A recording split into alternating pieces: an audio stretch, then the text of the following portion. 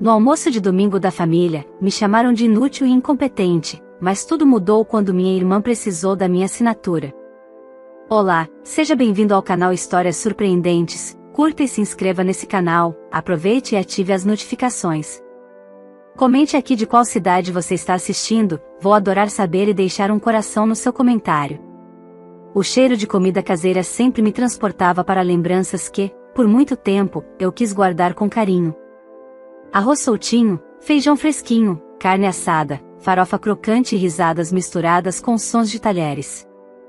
Era domingo, dia de reunião em família. Pelo menos, era o que se esperava que fosse. Mas, para mim, esses almoços se transformaram em uma rotina amarga, quase como um ritual onde eu era o alvo, o motivo da chacota, o nome citado entre risos irônicos e olhares de desprezo. Sou a filha do meio. Sempre fui mais quieta, mais sensível e reservada. Nunca fui a mais bonita, nem a mais comunicativa. Enquanto minha irmã mais velha, Paula, era a estrela da família, extrovertida, cheia de amigos, uma carreira estável e um noivo advogado, e meu irmão caçula era o prodígio com notas altas e promessas acadêmicas, eu era, o meio-termo esquecido. A que sonhava em silêncio, que gostava de escrever, que não fazia barulho, mas também não recebia palmas. Nesse domingo em especial, eu quase não fui. Estava cansada das provocações, dos comentários disfarçados de conselhos, dos julgamentos escondidos em sorrisos falsos. Mas minha mãe insistiu. Disse que a família queria me ver, que era importante, que eu precisava sair da minha bolha. Cheguei na casa dos meus pais com uma torta de frango feita por mim. Entreguei a minha mãe, que mal me olhou nos olhos e colocou a travessa sobre a pia, sem sequer agradecer. A sala já estava cheia. Conversas paralelas, risadas altas e, como de costume, ninguém me incluiu nos assuntos. Sentei no sofá, forçando uma presença invisível. E então veio o convite para irmos à mesa. A comida estava posta, todos se servindo. Quando fui pegar o arroz, Paula disse, autossuficiente para todos ouvirem: "Deixa que a gente serve para você, afinal, você deve estar cansada de não fazer nada, né?" Risadas. Meu pai riu. Minha mãe fez uma expressão de falsa reprovação, mas logo sorriu. Meu irmão apenas desviou o olhar. Mas é verdade, ela continuou, com um sorriso venenoso. Fico pensando em como você ainda não se encontrou na vida. Todo mundo aqui seguiu em frente, e você continua nessa de ficar em casa escrevendo? Vai viver de poesia? Senti o rosto esquentar. A comida começou a perder o gosto antes mesmo de eu dar a primeira garfada. Você precisa aceitar que nem todo mundo nasceu para vencer, disse meu pai, como se estivesse me dando uma lição. Isso não é uma crítica, filha, é um fato. Algumas pessoas nasceram para apoiar os vencedores. E tá tudo bem. Engoli em seco. A vontade era levantar e sair. Mas eu fiquei. Aguentei calada, como sempre fiz. Eu havia terminado um curso técnico há alguns meses, mas não mencionei. Estava com um projeto em andamento, mas não mencionei. Nada que eu dissesse mudaria o que eles achavam de mim. E, no fundo, eu estava cansada de tentar provar algo para uma plateia que já havia decidido o final da minha história. O almoço seguiu com mais indiretas. A certa altura, Paula contou animada sobre um projeto de imóvel em seu nome, uma oportunidade incrível, uma parceria grande com investidores. Ela falava como quem se sentia imbatível. Todos a parabenizavam, inclusive meus pais, que quase derramaram lágrimas de orgulho. Fui embora antes da sobremesa, sem dar tchau. Peguei minha bolsa e caminhei até o portão tentando manter a dignidade. Já em casa, chorei em silêncio. Me prometi, mais uma vez, que nunca mais voltaria lá. Mas o destino tem formas curiosas de agir. Poucos dias depois, recebi uma mensagem inesperada da minha irmã. Curta, objetiva, preciso falar com você. Com urgência. Eu hesitei. Mas algo me dizia que ali começava a virada que eles jamais imaginariam. Demorei 2 dias para responder a mensagem da Paula. Tantas vezes fui ignorada ou diminuída por ela que minha vontade inicial foi apagar o texto sem pensar 2 vezes. mas algo naquela urgência me intrigava. Ela nunca havia me procurado para nada, nem para um simples parabéns em meus aniversários. E agora, de repente, precisava falar comigo com urgência? Li e reli aquela frase curta mais de 20 vezes. A curiosidade, misturada com um leve desejo de saber se o destino finalmente estava corrigindo algumas contas pendentes, venceu o orgulho. Respondi apenas: sobre o quê? Ela visualizou, não respondeu imediatamente. Só no fim da noite, é melhor te explicar pessoalmente. Pode vir aqui amanhã à tarde? Aceitei. Não porque me sentia à vontade, mas porque precisava entender o que estava por trás daquela mudança de comportamento. No dia seguinte, fui até o apartamento dela. Um lugar novo, recém-decorado, bem diferente da casa dos nossos pais. Paula me recebeu com um sorriso forçado, como se estivesse tentando se conter. Havia algo em seus olhos que não combinava com a arrogância de costume, talvez cansaço, talvez medo. Obrigada por ter vindo, disse, me conduzindo até a sala. Eu sei que não temos uma relação muito próxima, mas eu realmente preciso da sua ajuda. Estou ouvindo, respondi, sentando no sofá.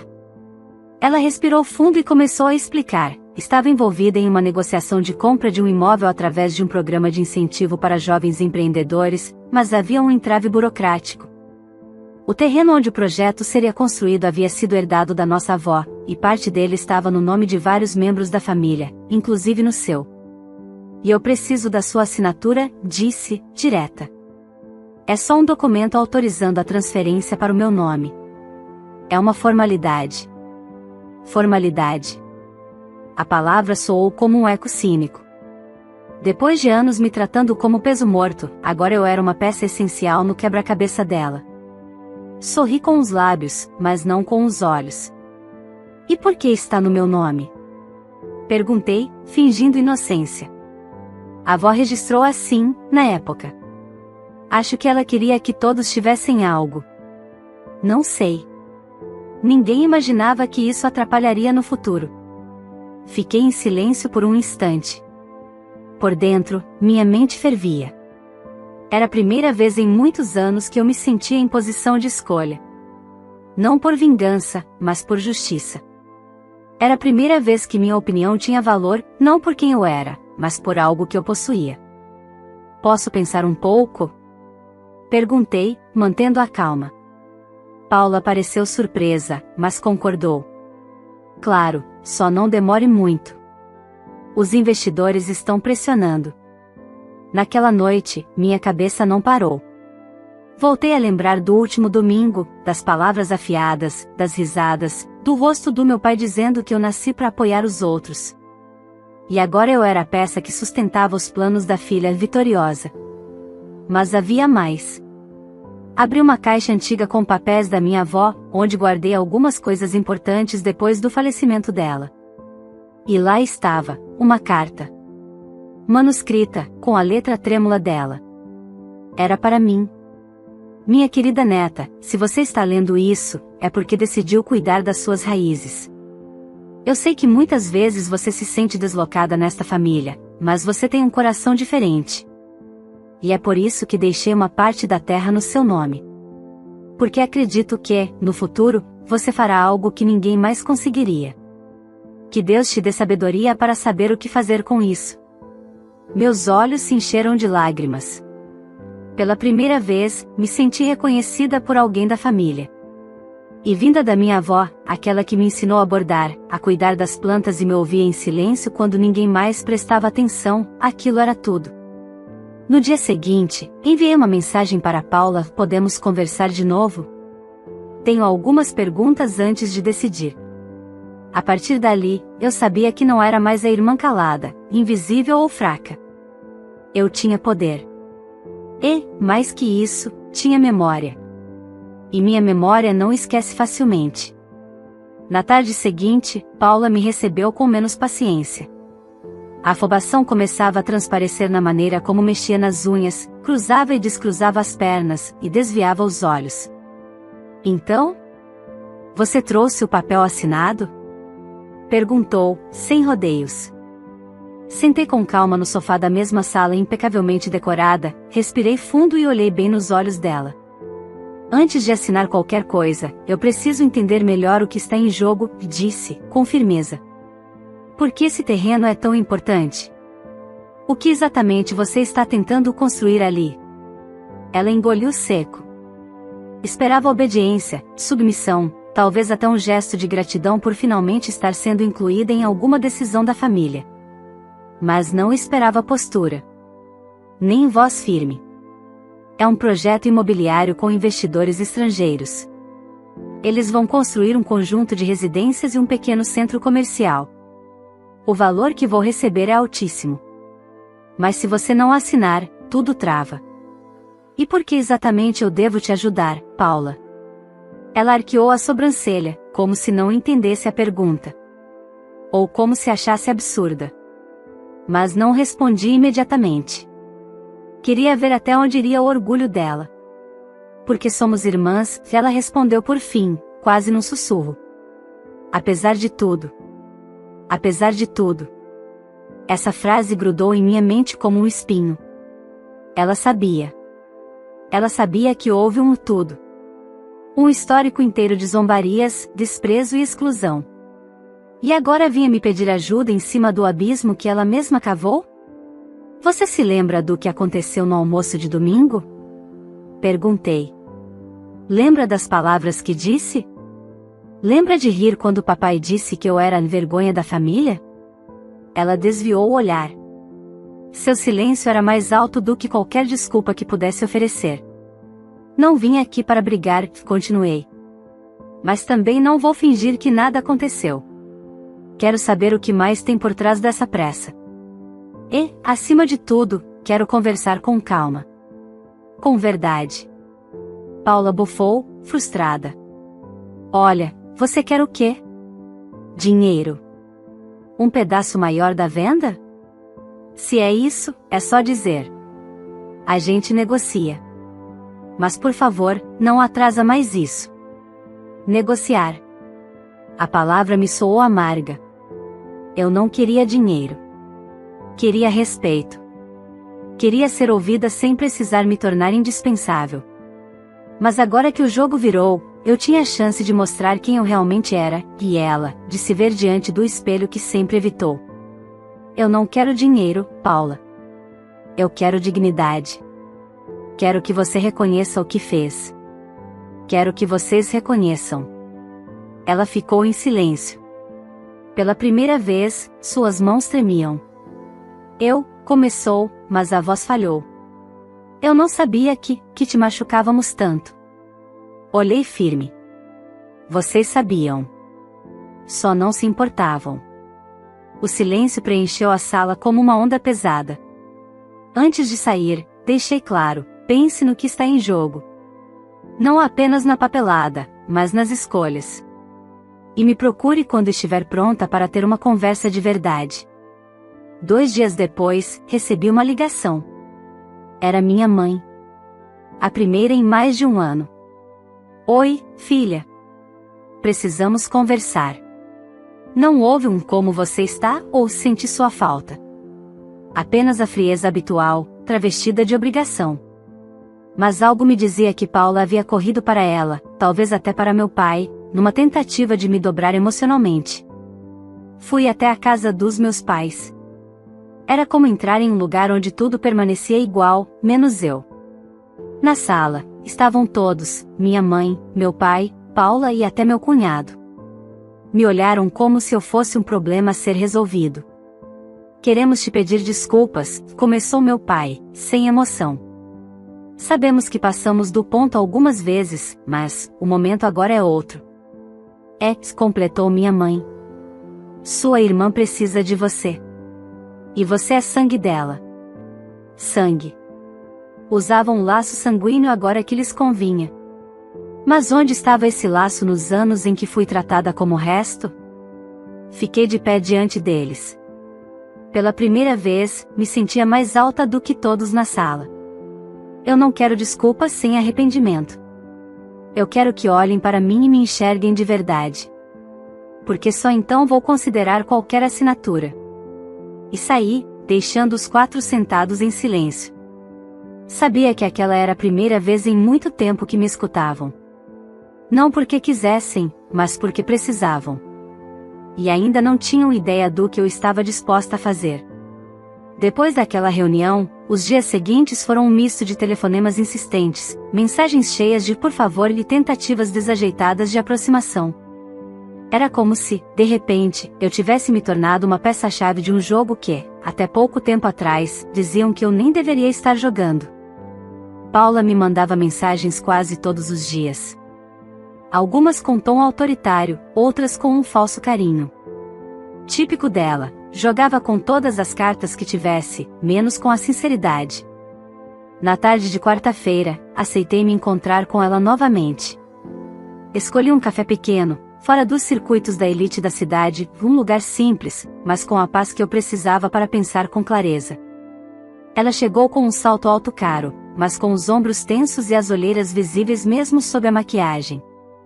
Não quero brigar, disse, sentando-se à minha frente. Só queria conversar. Te ouvir. Essas 3 palavras, te ouvir, quase me fizeram rir. Por anos, ninguém na minha família havia se importado em ouvir o que eu tinha a dizer. Mas mantive a compostura. Então fale menos, respondi. E escute mais. Ela ficou em silêncio. Pela primeira vez, parecia ter entendido que não estava no controle. Eu sei que falhei com você, confessou. E não foi só no almoço de domingo. Foi a vida inteira, não foi? Concordei, com um nó apertando minha garganta. Não queria chorar ali, não por ela. Mas as palavras, ainda que tardias, mexiam em feridas antigas. Sempre foi você contra todos, continuou. E mesmo assim, você nunca revidou. Ficou na sua. Silenciosa. Eu não sei como você aguentou tanto. Aguentei porque precisava, respondi. E porque sabia que, um dia, tudo isso ia virar aprendizado. Mas isso não quer dizer que eu esqueci. Ela olhou para baixo. Pedi um café, e enquanto o garçom se afastava, completou, você está certa em cobrar respeito. Mas eu também estou tentando acertar agora. É tarde demais? Tarde. A palavra soava como um sino quebrado. As oportunidades de se redimir tinham vindo antes, e todas haviam sido ignoradas. Mas, algo nela, talvez o cansaço ou a humildade forçada, parecia genuíno. Ou pelo menos, desesperado. Ainda não decidi o que vou fazer com essa assinatura, Paula. Eu quero mais do que palavras. Quero ações. Ela concordou. Pela primeira vez, não rebateu. Mas antes que saísse, deixou um envelope em cima da mesa. Se quiser saber toda a verdade sobre o terreno, leia isso. E me procure. Esperei estar em casa para abrir. Dentro do envelope, encontrei cópias de documentos, registros da propriedade, nomes de investidores, e, o que mais me chamou a atenção, uma folha de contrato com uma cláusula escondida. Na cláusula, dizia que, caso a venda ocorresse com a minha assinatura, Paula receberia quase o triplo do valor destinado aos demais herdeiros. Mesmo meus pais não sabiam disso. Ela tentava me enganar, outra vez. Engoli a raiva. Mas, em vez de explodir, respirei fundo. Eu tinha agora uma arma silenciosa nas mãos. No dia seguinte, liguei para minha mãe. Mãe, quero conversar com vocês novamente. Todos. Ela não escondeu o alívio do outro lado da linha. Marcamos o encontro para o domingo seguinte, na casa onde cresci. O cenário perfeito para ajustar as contas com o passado. Quando cheguei, estavam todos reunidos, como antes. Mas havia algo diferente no ar. Eles estavam desconfiados, tensos. Sabiam que eu não era mais a filha que podiam ignorar. Antes de qualquer coisa, comecei, eu li os documentos que Paula me entregou. E descobri que tem mais coisa nessa história do que vocês imaginaram. Meus pais se entreolharam. Paula ficou pálida. Que documentos? Meu pai perguntou. Coloquei as cópias sobre a mesa. Mostrei a cláusula. Mostrei tudo. Ela tentou passar vocês para trás também. A assinatura que tanto querem vale muito mais do que ela contou. E ela esconderia isso de vocês, como escondeu de mim. O silêncio foi imediato. Minha mãe levou a mão à boca. Meu pai estreitou os olhos, como se visse Paula de um jeito que nunca tinha visto antes. Paula, isso é verdade? Ele perguntou, a voz baixa. Ela gaguejou. Era só uma estratégia. Eu ia dividir depois? Quando tudo estivesse feito. Eu disse, interrompendo. Vocês me humilharam durante anos, e agora estão vendo o que realmente importa, caráter. Minha mãe chorava. Meu pai parecia perplexo. E Paula, pela primeira vez, estava sem palavras. Eu ainda não decidi se vou assinar. Mas saibam de uma coisa, vocês não me dobram mais. E eu só volto aqui quando me respeitarem. Não por necessidade, mas por escolha. Deixei a casa com a cabeça erguida. E, ao contrário de tantas vezes no passado, dessa vez fui embora em paz. Não por ter vencido, mas por finalmente ter me libertado da versão que eles insistiam em me fazer acreditar que eu era. Depois daquele domingo, o silêncio tomou conta do grupo da família. Ninguém ousou mandar mensagens nos dias seguintes, como se uma tensão invisível estivesse no ar. Eu sabia que não tinham me procurado por arrependimento, mas por desespero. E agora que sabiam que Paula também os enganava, estavam digerindo, talvez pela primeira vez, o gosto da decepção que eu conhecia tão bem. Mas o silêncio não duraria. Na quinta-feira, Paula apareceu na portaria do meu prédio. Disse que não sairia dali até eu descer. Pela câmera, ela parecia exausta. Havia perdido o controle da situação, e sua frieza habitual agora dava lugar a uma inquietação quase infantil. Respirei fundo e desci. Você não pode fazer isso comigo, foram suas primeiras palavras. Não sou eu quem está fazendo. Você fez isso com você mesma, respondi. Ela tentou se conter. Quase sorriu, como se achasse que ainda poderia me enrolar. Olha, eu te peço desculpas, de verdade. Mas você precisa entender, se eu não fechar esse negócio agora, eu vou perder tudo. Estou endividada, com nome sujo, cheques devolvidos. Eu fiz besteira. Eu me enrolei. Você é a única que pode me salvar. Ela dizia como se estivesse confiando a mim um segredo íntimo, mas cada palavra dela soava como mais uma tentativa de me manipular pela culpa. E por que eu deveria te salvar, Paula? Ela hesitou. Pela primeira vez, pareceu entender que a resposta não seria fácil. Porque, apesar de tudo, somos irmãs. Ri, mas foi um riso sem humor. Irmãs? A mesma irmã que deixou todos rirem de mim no almoço de domingo? Que sempre fez questão de me diminuir para se sentir maior? Que me chamou de inútil, incompetente e fracassada na frente dos nossos pais? Ela abaixou os olhos. Eu não sabia que aquilo te machucava tanto. Claro que sabia, respondi. Você só não se importava. Paula suspirou, apoiando-se na parede como se carregasse um peso enorme. Mas ainda não era arrependimento. Era medo. Medo de perder a vantagem. Medo de não conseguir o que queria. Tá. E se eu prometer que vou dividir tudo com você? 50%. Te transfiro antes da assinatura. Faço um contrato. Você escolhe o advogado. Por favor, só me ajuda. Ela já não estava mais tentando convencer com empatia. Agora era puro desespero. Mas eu sabia que aquele desespero não vinha de uma mudança de coração.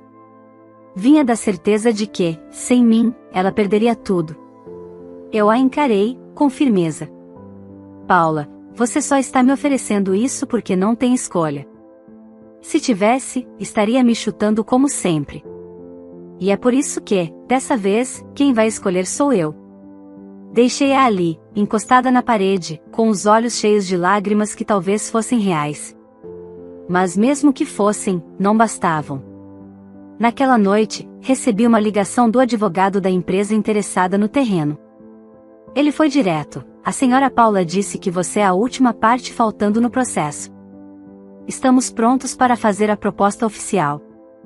Mas precisamos da sua assinatura até semana que vem. A proposta era milionária. E agora, sabendo da cláusula escondida, eu sabia que poderia renegociar tudo, ou destruir tudo.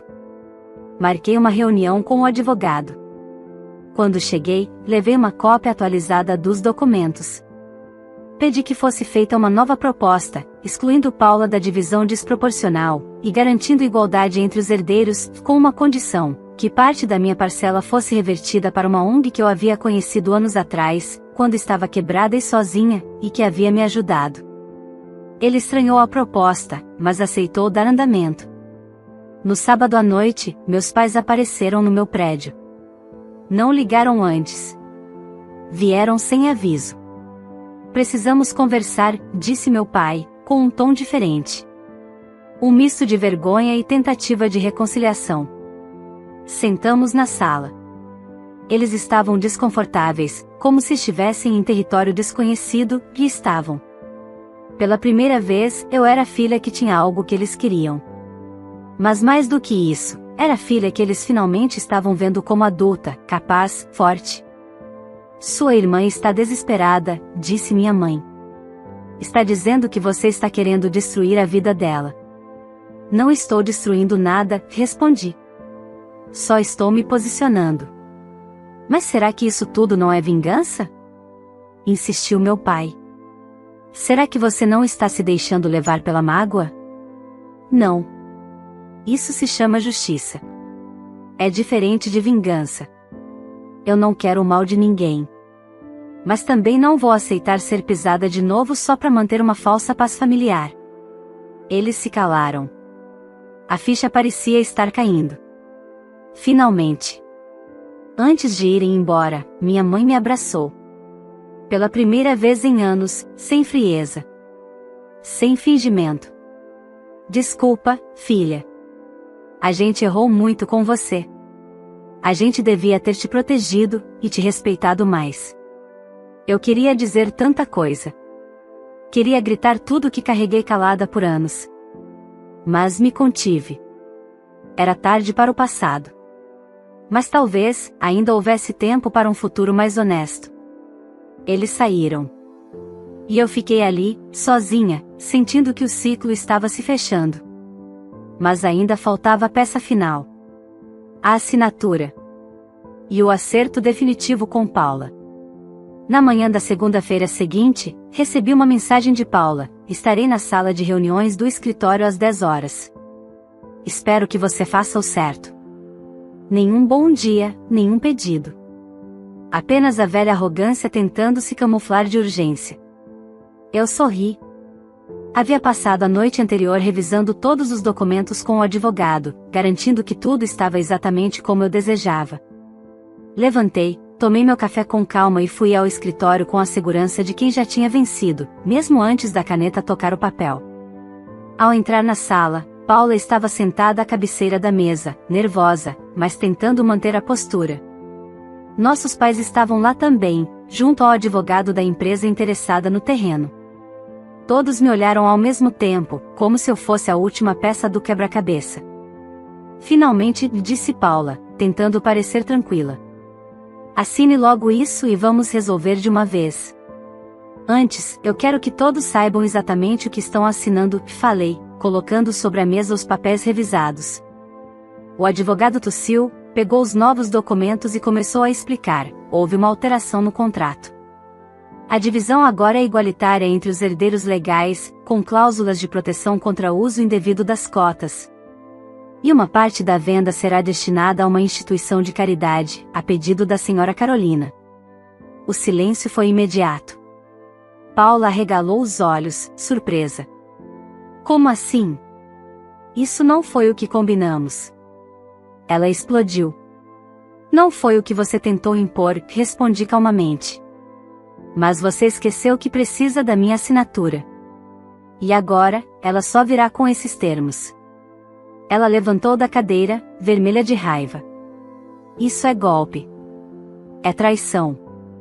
Você me apunhalou pelas costas. Não, Paula. Isso é justiça.